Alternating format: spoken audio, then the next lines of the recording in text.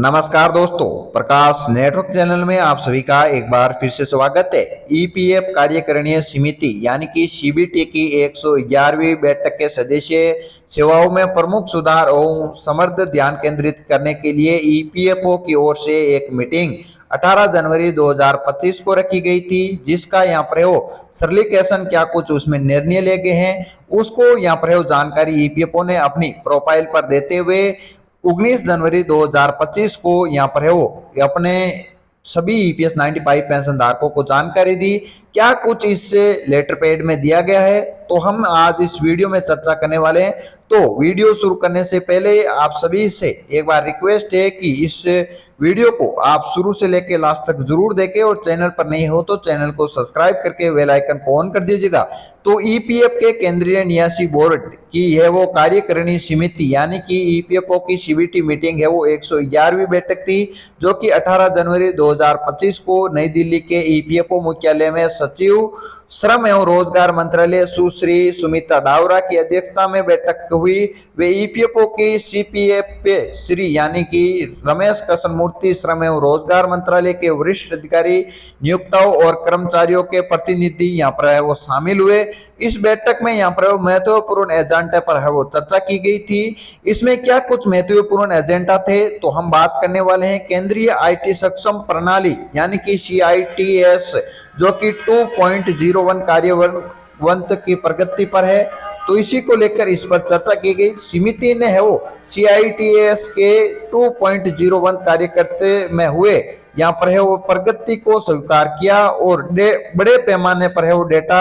Scam का अभ्यास यहाँ पर है वो किया गया है, जो कि यहाँ पर वर्तमान में डेटाबेस को यहाँ पर है वो समेकित करेगा और सभी केंद्रीय खातों के लिए यहाँ पर है वो यूएनए आधारित खाता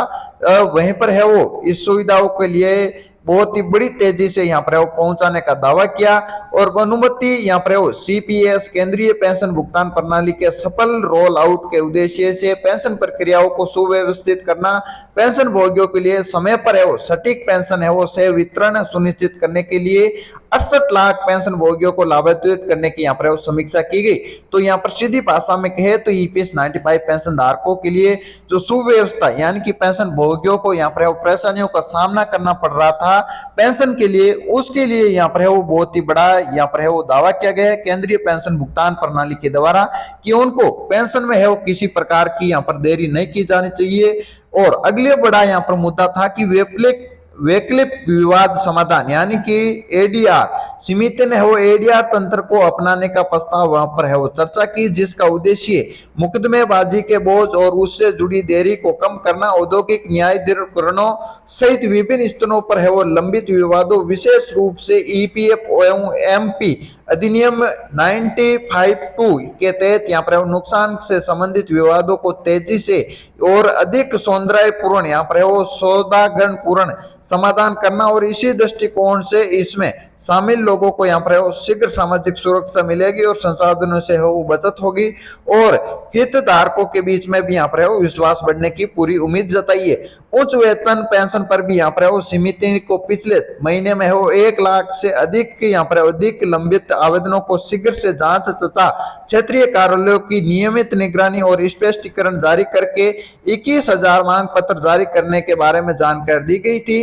मामले निपटाने में लगभग 58,000 की वृद्धि हुई। समिति ने नियोक्ताओं के साथ नियमित वीडियो कॉन्फ्रेंस आयोजित करने और सिफारिश की ताकि यहाँ पर वापस किए गए मामलों में सुधार और उनके संयुक्त विकल्प प्रस्तुत करने की वो तेजी लाई जा सके। इसके लिए अंतिम तिथि 31 जनवरी 2025 यहाँ पर रखी गई है। चालू वित्त वर्ष के अंत तक है वो स्वीकृत ढांचे के अधिनियम को पूरा करने का यहाँ पर है वो निर्देश दिया गया। सार्वजनिक उपकरणों से संबंधित उच्च राशि के मामले में यहाँ पर तेजी से निपटाने के भी यहाँ पर निर्देश दिए गए हैं। शिकायत निवारण के लिए इसी ने सेवा वितरण को बढ़ाने, प्रक्रिया सुव्यवस्थित करने और सदस्यों की कठिनाइयों को कम करने के लिए शिकायत निवारण प्रक्रिया के सुधार करने के लिए योजना की समीक्षा की। ईपीएफओ में अक्सर आने वाली शिकायतों के विश्लेषण में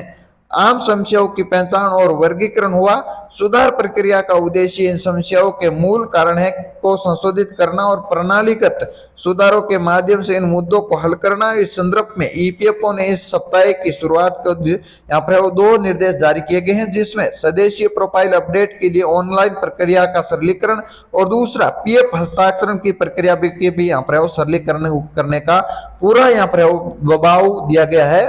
कर्मचारियों पर। तो दोस्तों ये कुछ यहाँ पर है वो निर्णय ले गए थे। शिकायत का निवारण किस प्रकार करना, उच्च वेतन पर है वो पेंशन की समिति ने पिछले महीने यहाँ पर लंबित आवेदनों को शीघ्र काम करने के लिए भी निर्देश दिए गए थे। वैकल्पिक विवाद का समाधान यानी कि किसी में भी कोई विवाद होता है तो उसका समाधान किस प्रकार करना है। और यहाँ पर सबसे बड़ा यहाँ पर दावा किया गया है कि केंद्रीय पेंशन भुगतान प्रणाली यानी कि ये इसमें किस प्रकार किया जाता है और इसमें यहाँ पर केंद्रीय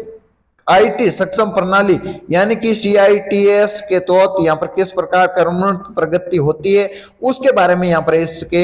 महत्वपूर्ण चर्चा इस बैठक में की गई थी। और इस बैठक सुमित्रा डावरा की अध्यक्षता में यह बैठक हुई। तो काफी ईपीएस 95 पेंशन धारक ये भी पूछ रहे थे क्या 111वीं सीबीटी की बैठक यानी कि केंद्रीय न्यासी बॉडी की ये समिति की बैठक में कुछ क्या यानी कि पेंशन जो मिनिमम पेंशन है उसको लेकर चर्चा हुई है। तो इसमें किसी भी प्रकार की मिनिमम पेंशन को लेकर कोई चर्चा नहीं की गई है। मैं आपको बता देता हूं एक बार पुणे की सीबीटी की मीटिंग में किसी भी प्रकार की यानी कि पेंशन बढ़ाने को लेकर कोई भी बातचीत नहीं की गई है। तो दोस्तों उम्मीद करता हूं वीडियो में दी गई जानकारी आपको सही और सटीक लगी है तो वीडियो को लाइक करके शेयर जरूर करें और चैनल पर नए हो तो चैनल को सब्सक्राइब करके बेल आइकन को ऑन कर दीजिएगा। मिलते हैं एक नए लेटेस्ट अपडेट के साथ, तब तक के लिए जय हिंद जय भारत वंदे मातरम।